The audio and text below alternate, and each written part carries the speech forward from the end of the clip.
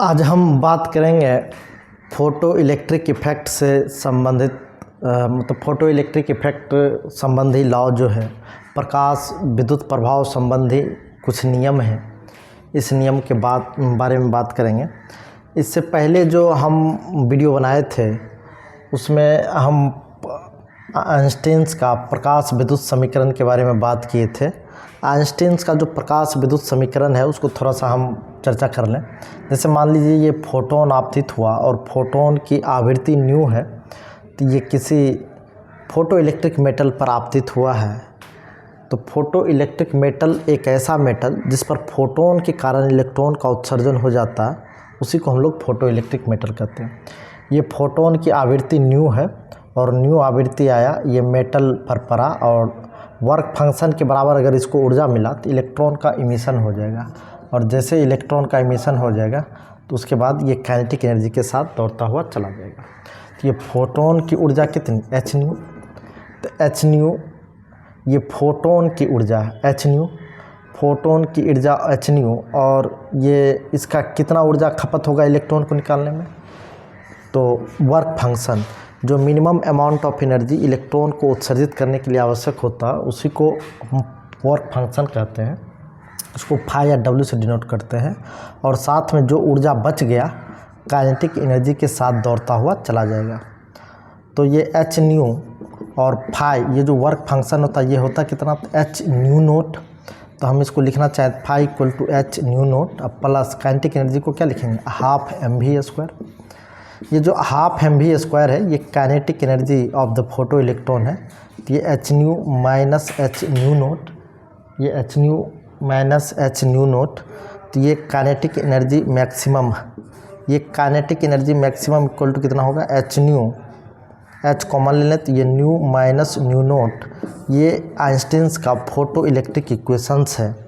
अच्छा, एक चीज़ और हम बताए थे कि इसको ये फोटो इलेक्ट्रॉन को मूव करने के लिए, मतलब स्टॉप करने के लिए, फोटो इलेक्ट्रॉन को स्टॉप करने के लिए इसके अपोजिट डायरेक्शन में इतना ही पोटेंशियल एनर्जी अप्लाई किया जाता था जो EVS के बराबर अप्लाई करते थे।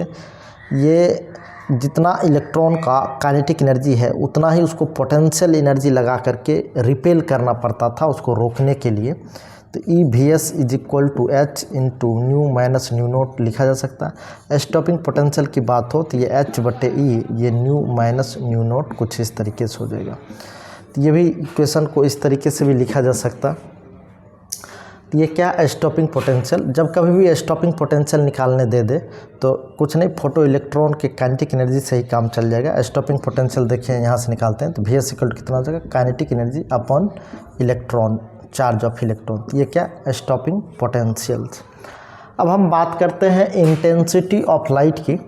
ये इंटेंसिटी ऑफ लाइट क्या होता है, तो इंटेंसिटी ऑफ लाइट हम बताएं कि unit area of cross section से एक सेकेंड में जो अमाउंट ऑफ एनर्जी पास करता है इसको हम लोग फोटोन कहते हैं। Unit area of cross sections का क्या मतलब, 1 मीटर लंबा और 1 मीटर चौड़ा, 1 मीटर लंबा और 1 मीटर चौड़ा कोई क्षेत्रफल है, उस क्षेत्रफल से एक सेकेंड में जो अमाउंट ऑफ एनर्जी पास कर रहा हो उसी अमाउंट ऑफ एनर्जी को इंटेंसिटी कहते हैं। अच्छा, ये जो एनर्जी है, एनर्जी किन बातों पे डिपेंड करता है, ये energy per unit area per unit time. ये एनर्जी किस बातों पे डिपेंड करता है, amount of energy passing per unit area per unit time. इसी को इंटेंसिटी ऑफ द लाइट कहते हैं। मतलब प्रकाश की तीव्रता एकांक क्षेत्रफल से इकाई समय में जो ऊर्जा पास होती है। अच्छा, E equal to h nu होता था, चूँकि एक फोटोन आएगा नहीं unit area of cross section से, तो ढेर सारे फोटोन आएंगे। तो फोटोनों की संख्या हम अगर n मान लें हो जाएगा NH nu divided by A into T. ये इंटेंसिटी ऑफ, ये क्या है, इंटेंसिटी ऑफ लाइट है। ये ENH nu divided by A into T. ये जो है number of photons passing through the unit area of cross sections in unit time. Number of photons passing through the unit area of cross sections in unit time पे depend करेगा intensity. मतलब सीधी सी बात है, अगर कहीं प्रकाश की तीव्रता हम बढ़ाएंगे तो इसका मतलब है कि एनर्जी बढ़ेगा, और एनर्जी बढ़ने का सिर्फ और सिर्फ मतलब है कि नंबर ऑफ फोटॉन्स बढ़ेगा। चूँकि एच प्लांक कांस्टेंट है, फ्रीक्वेंसी भी फोटोन का लगभग फिक्स ही होता है। तो नंबर ऑफ फोटॉन्स जैसे आप इंक्रीज करेंगे तब जा कर के इंटेंसिटी ऑफ लाइट इंक्रीज करेगा। तो जब कभी भी इंटेंसिटी इंक्रीज करने की बात हो, यानी प्रकाश की तीव्रता इंक्रीज करने की बात हो, इसका सीधा सा मतलब है कि फोटोन ही निकलेगा, मतलब फोटोन की संख्या बढ़ेगा। इंटेंसिटी इंक्रीज होने का मतलब है कि नंबर ऑफ फोटॉन्स बढ़ेगा। अच्छा, एक चीज़ और हम ये बात क्लियर कर दें कि फोटोन की संख्या, जैसे मान लीजिए एक फोटोन है जिसकी फ्रीक्वेंसी न्यू है, इसके पास कितना भी ज़्यादा क्यों ना एनर्जी हो, एक फोटोन सिर्फ और सिर्फ एक इलेक्ट्रॉन को उत्सर्जित कर सकता है। भले एक इलेक्ट्रॉन के पास, एक फोटोन के पास इतनी एनर्जी या इतनी फ्रीक्वेंसी है कि 2 इलेक्ट्रॉन को उत्सर्जित कर सकता था, फिर भी नहीं करेगा। क्यों?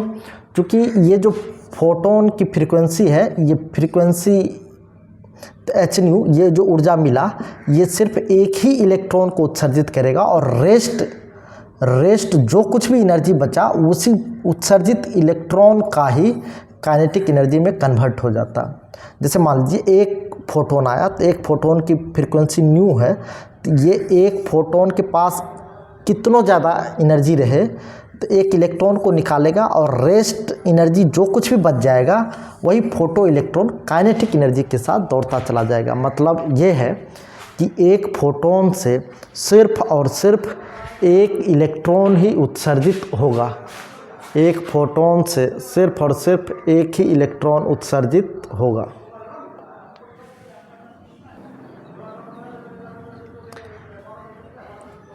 एक फोटोन से सिर्फ और सिर्फ एक ही इलेक्ट्रॉन उत्सर्जित होगा, इस बात को आप लोग याद रखेंगे। अब हम बात करते हैं प्रकाश विद्युत धारा संबंधी नियम या फोटो इलेक्ट्रिक इफेक्ट संबंधी लॉ।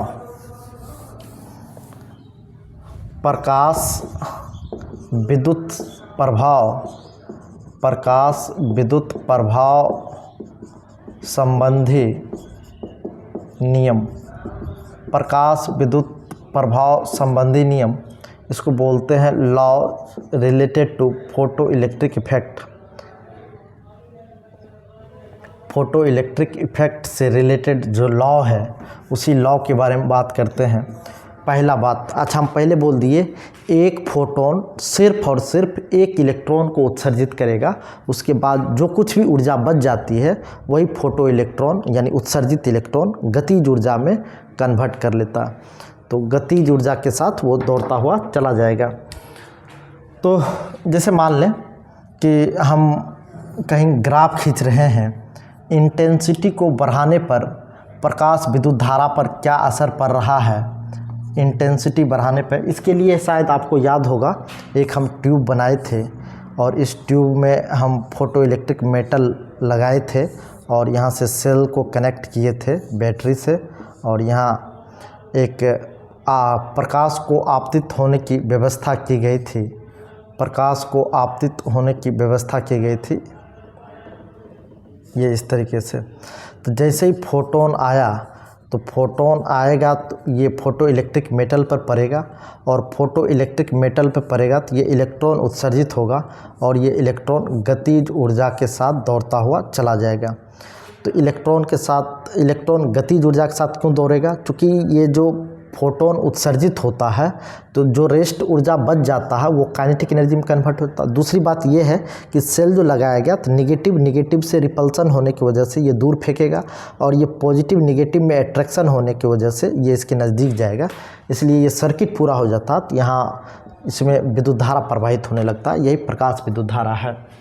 तो जैसे ही आपतित प्रकाश की तीव्रता हम बढ़ाते हैं, तीव्रता बढ़ाने का मतलब नंबर ऑफ फोटॉन्स बढ़ेगा, नंबर ऑफ फोटोन बढ़ने का मतलब नंबर ऑफ इलेक्ट्रॉन बढ़ेगा, और नंबर ऑफ इलेक्ट्रॉन जैसे ही बढ़ गया, इसका मतलब है कि आवेश की प्रवाह की दर बढ़ेगी, और आवेश की प्रवाह की दर बढ़ेगी, इसका मतलब है कि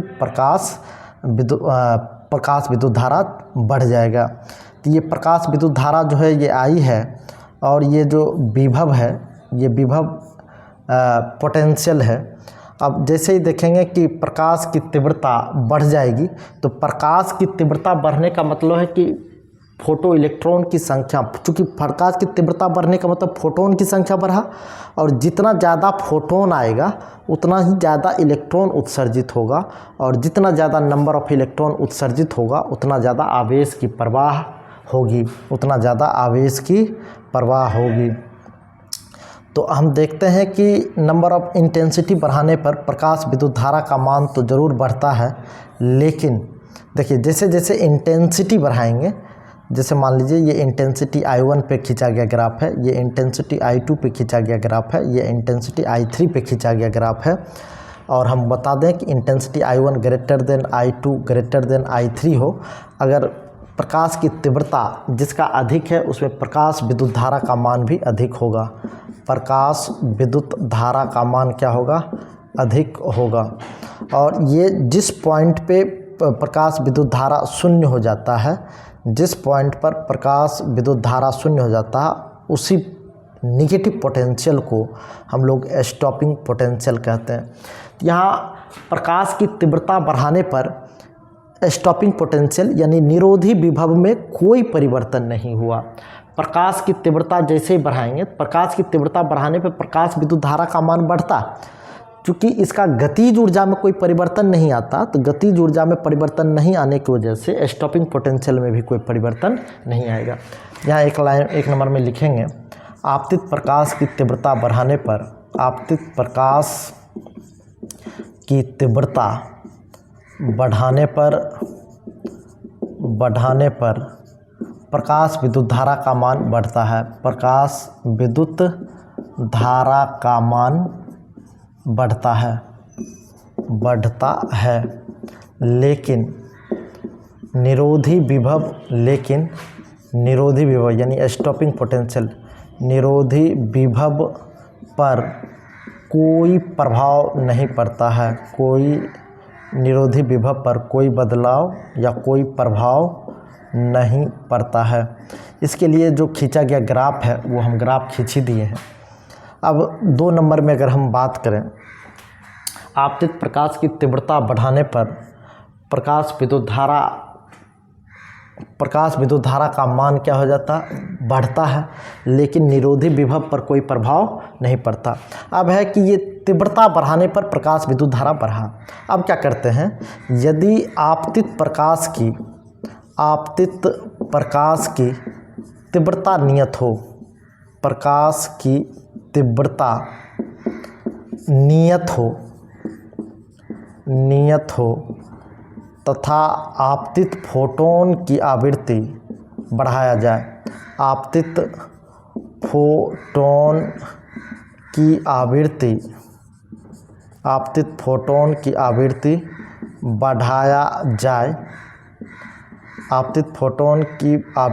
बढ़ाया जाए, तो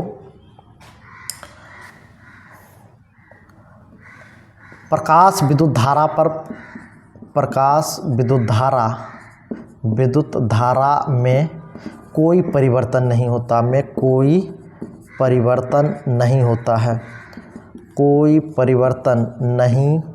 होता है, लेकिन अच्छा, प्रकाश विद्युत धारा में कोई परिवर्तन क्यों नहीं हुआ? क्योंकि आपतित प्रकाश की तीव्रता नियत है। तीव्रता नियत होने का मतलब है कि फोटोन की संख्या नहीं बढ़ रहा, सिर्फ बदल क्या रहा? आपतित फोटोन की आवृत्ति बढ़ा दें। आपतित फोटोन की आवृत्ति कितनों बढ़ा दीजिए, आपतित फोटोन की आवृत्ति कितनों बढ़ा दें, इससे नंबर ऑफ इलेक्ट्रॉन की संख्या में इजाफा नहीं होने वाला है, यानी इलेक्ट्रॉन की संख्या में वृद्धि नहीं होती है, जिससे कि विद्युत धारा का मान नहीं बढ़ेगा। लेकिन आवृत्ति बढ़ाने से होता क्या है कि आवृत्ति बढ़ाने से निश्चित रूप से काइनेटिक एनर्जी का मान बढ़ जाता है। आवृत्ति जैसे जैसे बढ़ेगा तो ये तो फिक्स होता है, तो ये फिक्स होता है, ये फिक्स होने के कारण जैसे जैसे आवृत्ति का मान बढ़ाएंगे तो काइनेटिक एनर्जी का मान बढ़ेगा, और काइनेटिक एनर्जी का मान बढ़ने का मतलब है कि स्टॉपिंग पोटेंशियल का भी मान बढ़ जाता है। आवृत्ति बढ़ाया जाए तो प्रकाश विद्युत धारा में कोई परिवर्तन नहीं होता, लेकिन निरोधी विभव में वृद्धि होगा। क्यों? क्योंकि यहाँ काइनेटिक एनर्जी बढ़ेगा, तो काइनेटिक एनर्जी बढ़ेगा तो देखिए इलेक्ट्रॉन का मान तो फिक्स होता है, तो स्टॉपिंग पोटेंशियल का मान क्या होगा? बढ़ेगा। लेकिन निरोधी विभव का मान बढ़ता जाता है, निरोधी विभव का मान बढ़ता जाता है। अब हम बात करते हैं, आप खा लीजिए, ठंडा हो जाएगा, समोसा है। जाइए खाइए ना, कोई बात, हम आएंगे। तो निरोधी विभव का मान बढ़ता जाता है। तो इसके लिए हम जैसे तीव्रता, ये प्रकाश विद्युत धारा और विभव के बीच हम ग्राफ खींचने का प्रयास करेंगे। तो प्रकाश विद्युत धारा और विभव के बीच, अच्छा इस बार क्या तीव्रता नियत है, तो विद्युत धारा में कोई परिवर्तन नहीं आएगा। तो इसके लिए जैसे ग्राफ खींचेंगे अलग अलग आवृत्ति के लिए, जैसे मान लीजिए एक बार आवृत्ति ν1 हो गया, दूसरी बार आवृत्ति ν2 हो गया, तो इस तरीके का अगर होगा तो क्या होगा? तो हम बात करते हैं ये इस तरीके से, ये आपतित प्रकाश की तीव्रता नियत है। नियत होने की वजह से प्रकाश विद्युत धारा यानी सैचुरेटेड करंट का भी मान नियत है।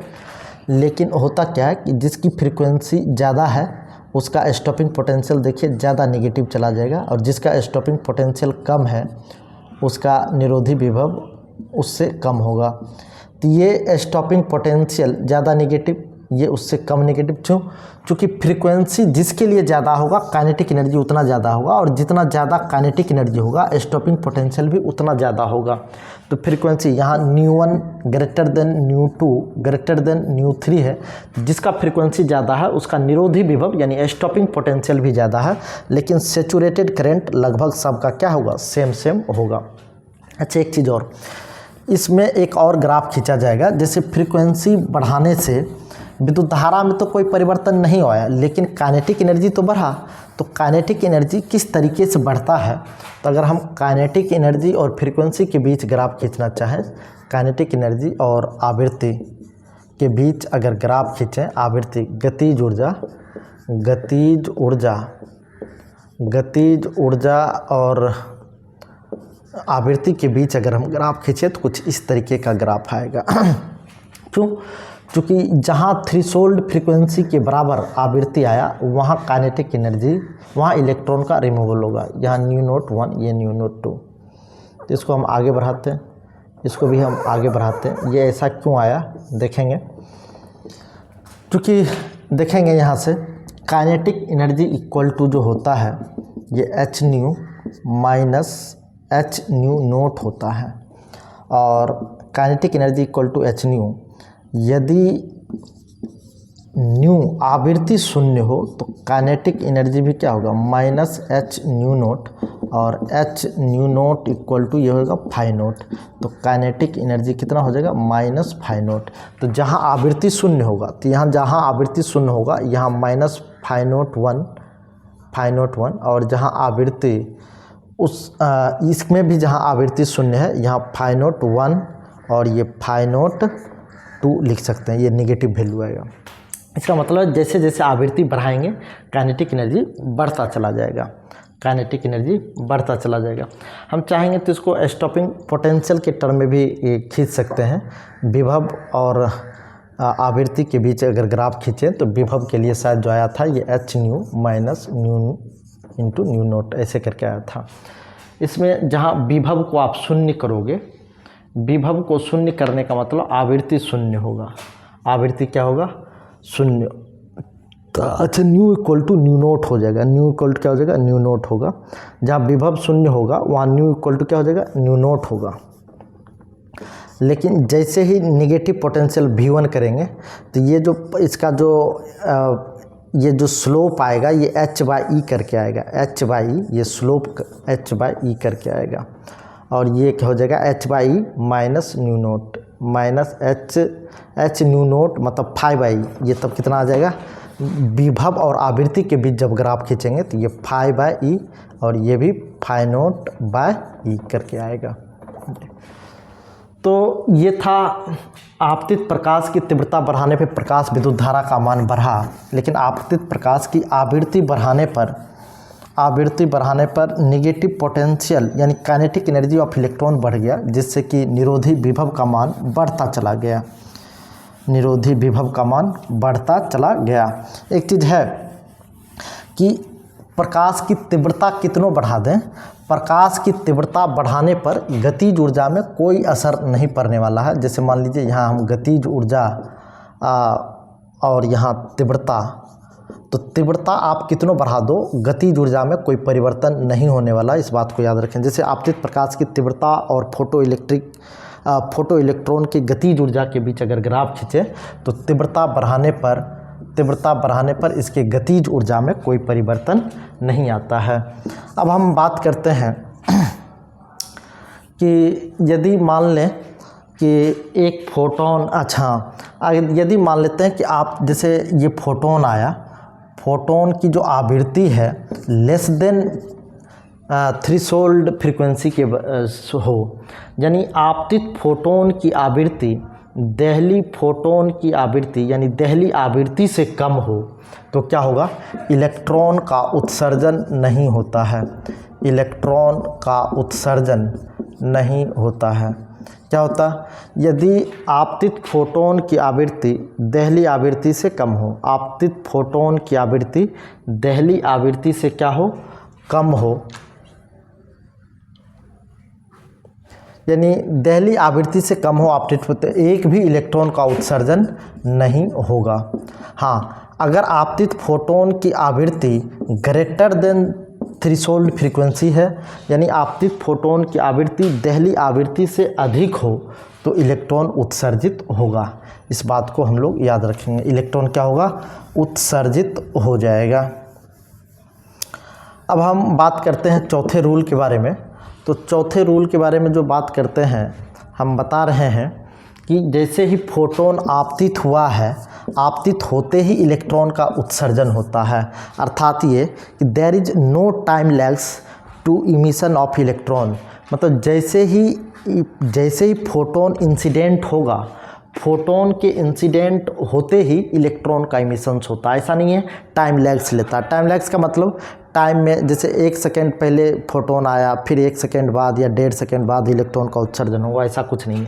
There is no times lags in emissions of electron, मतलब फोटोन के इंसिडेंट होने और इलेक्ट्रॉन के इमिट होने के बीच कोई टाइम का गैप नहीं है, यानी टाइम लैग्स नहीं होता। तो ये था प्रकाश विद्युत प्रभाव संबंधी नियम, फोटो इलेक्ट्रिक इफेक्ट संबंधी कुछ लॉ था। अब हम डी ब्रोगली तरंगदैर्घ्य के बारे में पढ़ेंगे। डी ब्रोगली तरंगदैर्घ्य, ये एक्चुअल में मैटर वेव है। ये डी ब्रोगली साहब का कहना है, कोई भी गतिशील पार्टिकल या कोई भी गतिशील वस्तु तरंग के उत्सर्जित करती है, तो तरंग उत्सर्जित करती है तो इससे संबंधित तरंगदैर्घ्य कितना होगा, ये लैम्डा इक्वल टू h/p होता है। हमने क्या कहा, डी ब्रोगली साहब का ये हाइपोथेसिस है, कोई भी गतिशील वस्तु एक तरंग उत्सर्जित करती है या तरंग की तरह व्यवहार करती है, तरंग उत्सर्जित भी करती है, तो इसका तरंगदैर्घ्य कितना होगा, तो h/p। जहाँ h क्या है, तो h जो है ये प्लांक नियतांक है। h क्या है, प्लांक नियतांक है, और प्लांक नियतांक का वैल्यू कितना होता है, तो 6.62 × 10⁻34 जूल सेकेंड। तो इसी को अगर हम इलेक्ट्रॉन वोल्ट में लिखना चाहें तो 4.18 × 10⁻15 electron volt into second, 10⁻15 electron volt into second. ये पी क्या संवेग है। तो इसमें अगर अर्ग सेकेंड सीधे यूनिट में लिखना चाहें तो 6.62 × 10⁻27 अर्ग इंटू सेकेंड हो जाएगा। ये प्लांक नियतांक है। और अच्छा पी क्या है, तो पी वस्तु का जो है ये संवेग है, और संवेग क्या होता है, तो मास इंटू वेलोसिटी के बराबर होता है। एम क्या, तो मास, अभी क्या, वेलोसिटी। तो लैम्डा क्या, ये डी ब्रोगली तरंगदैर्घ्य, डी ब्रोगली तरंगदैर्घ्य। कोई पूछेगा सर डी ब्रोगली तरंगदैर्घ्य को प्रूफ किया जाए, तो देखेंगे हम इसको प्रूफ कर सकते हैं। देखेंगे कैसे, एक इक्वेशन था फोटोन की जो ऊर्जा होती है E equal to h nu. ये एच क्या, तो वही प्लांक नियतांक, न्यू क्या, तो फोटोन की आवृत्ति। अच्छा, आइंस्टीन्स के मास एनर्जी रिलेशन से ये जो फोटोन का एनर्जी होगा तो mc², ये m मास है, c स्पीड ऑफ लाइट है। तो दोनों को अगर कंपेयर करें फ्रॉम 1 and 2, यानी समीकरण 1 और 2 से, फ्रॉम 1 and 2, तो ये mc² इक्वल टू ये h न्यू, तो देखेंगे, और c इक्वल टू क्या होता है, न्यू इंटू लेमडा, न्यू क्या आवृत्ति और लेमडा क्या तरंगदैर्घ्य, तो न्यू इक्वल टू हम लिखना चाहें तो c अपॉन लेमडा, तो mc² इक्वल टू h और न्यू को हम लिखेंगे c अपॉन लेमडा, तो c से c क्या हो जाएगा, कैंसिल, तो m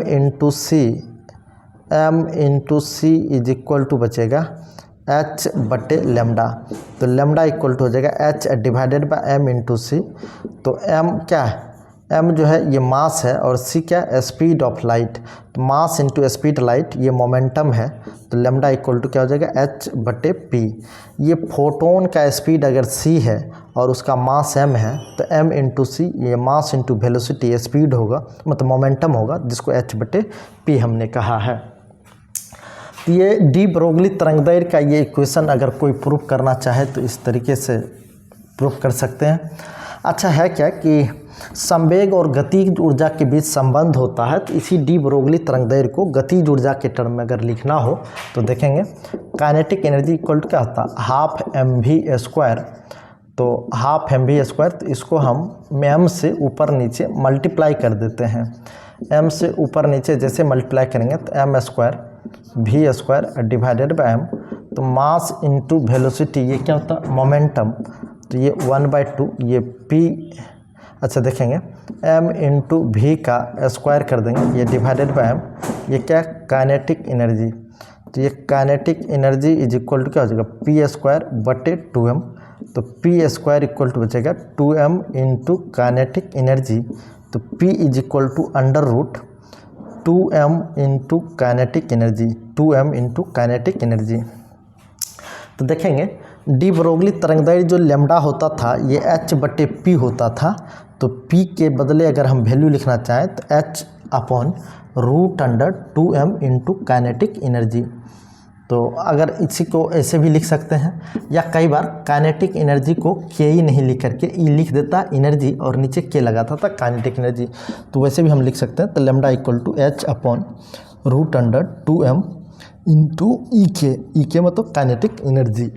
तो ये डी ब्रोगली तरंगदैर्घ्य ही है, लेकिन गतिज ऊर्जा के टर्म में है।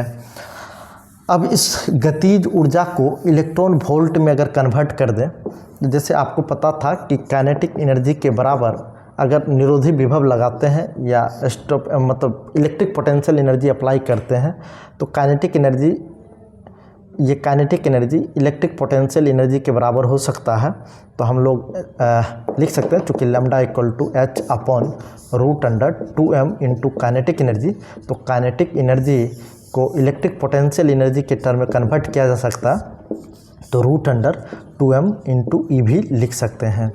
अच्छा देखेंगे, जहाँ h जो है ये 6.62 इंटू 10⁻⁻34 जूल सेकेंड, और ये मास ऑफ इलेक्ट्रॉन है, ये 9.1 इंटू 10⁻⁻34 kg है, 10⁻⁻34 kg। चार्ज ऑफ इलेक्ट्रॉन है, तो ये 1.6 इंटू 10⁻⁻19 कूलम। तो ये इस तरीके से, तो लेमडा इक्वल टू जो आ जाएगा ये 12.27 डिवाइडेड बाय √v एंगस्ट्रम। ये एंगस्ट्रम, कई बार इसको नैनोमीटर में लिखना पड़ेगा, तो 1.227 नैनोमीटर √v। ये v क्या है, ये एक्सेलरेटिंग पोटेंशियल्स है, ये v क्या है याद रखेंगे, ये एक्सेलरेटिंग पोटेंशियल्स है। एक्सेलरेटिंग पोटेंशियल इसको बोलते हैं त्वरित करने वाला विभव, जिस विभव से किसी इलेक्ट्रॉन को त्वरित किया जाता है, ये डी ब्रोगली तरंगदैर्घ्य है। अब कई बार क्या होता है कि किसी मेटल से मतलब थर्मोआयनिक इमिशंस कराया जा सकता है। थर्मोआयनिक इमिशंस यानी हीट करके, टेम्परेचर को इंक्रीज करके वहाँ इलेक्ट्रॉन उत्सर्जित कराया जाता है। तो वहाँ जो वेव निकलता है, तो हम वेव कितना होगा, तो वहाँ भी हम देखते हैं कि kinetic energy is equal to 3/2 kT। अच्छा, यहाँ के क्या है, तो जहाँ के जो है ये बोल्ट्जमैन कांस्टेंट है, इसको बोल्ट्जमैन नियतांक बोल लिख सकते हैं, बोल्ट्जमैन नियतांक, बोल्ट्जमैन नियतांक। और टी जो है ये परम ताप है, यानी एब्सोल्यूट टेम्परेचर है, temperature should be in kelvin. तो हम अगर लैम्डा इक्वल टू लिखना चाहें तो एच, चूँकि काइनेटिक एनर्जी के टर्म में जो लिखे थे तो 2m इंटू काइनेटिक एनर्जी। अच्छा, काइनेटिक एनर्जी किसके बराबर हो गया, थर्मोआयनिक इमिशंस में काइनेटिक एनर्जी जो होता है ये 3/2 kT के बराबर होता है। के बोल्ट्जमैन नियतांक है, अगर कोई बोल्ट्जमैन नियतांक का वैल्यू पूछ दे तो 1.38 इंटू 10⁻⁻23 जूल पर केल्विन होता है, जूल पर केल्विन होता है। तो इस लैम्डा का जो वैल्यू आएगा h/√2m, काइनेटिक एनर्जी को 3/2 kT लिखेंगे, 3/2 kT। तो 2 से 2 क्या हो जाएगा, कैंसिल, तो लैम्डा इक्वल टू बचेगा h/√3m kT। ये डी ब्रोगली तरंगदैर्घ्य है और के बोल्ट्जमैन कांस्टेंट है, m मास ऑफ इलेक्ट्रॉन्स है और टी एब्सोल्यूट टेम्परेचर है। एब्सोल्यूट टेम्परेचर होने का मतलब है कि टेम्परेचर हमेशा केल्विन में होना चाहिए। अच्छा, ये सब जो डी ब्रोगली तरंगदैर्घ्य वगैरह आया है ये कहाँ से आया है, तो अब पहले ही डी ब्रोगली हाइपोथेसिस उन्होंने कहा था कि कोई भी गतिशील वस्तु है तो गतिशील वस्तु तरंग के रूप में तरंग उत्सर्जित करती है या तरंग के रूप में बिहेव करती है, तो बिहेव करती है और तरंग उत्सर्जित भी करती है, जिसकी वजह से ये तरंगदैर्घ्य का फार्मूला बताया था कि ये तरंगदैर्घ्य कितना होता है, तो जो h/p के बराबर होता है। तो ब्रह्मांड की समस्त ऊर्जा या तो मतलब द्रव्य के रूप में है, मास के रूप में है, या तो तरंग के रूप में है। ये दोनों एक दूसरे से इंटरकनेक्टेड होते हैं, दोनों एक दूसरे में कन्वर्ट होते रहते हैं। तो कभी तरंग की तरह बिहेव करेगा तो कभी कण की तरह बिहेव करेगा। तो जैसे मूविंग इलेक्ट्रॉन है, तो मूविंग इलेक्ट्रॉन ऑर्बिट में जब मूव करता तो वो भी तरंग की तरह बिहेव करता, लेकिन एट ए टाइम्स जब एक ऑर्बिट से दूसरे ऑर्बिट में जंप मारता है तो उसमें ये पार्टिकल नेचर की तरह काम करता है। कौन, इलेक्ट्रॉन्स के बारे में बात करें तो हर द्रव्य है जो गतिशील है वो द्रव्य और तरंग एक दूसरे में कन्वर्ट होता रहता है, कभी कण की तरह तो कभी द्रव्य की तरह। तो और जो द्रव्य तरंग के रूप में कन्वर्ट होती है तो वही लैम्डा इक्वल टू h/p हमने कहा है।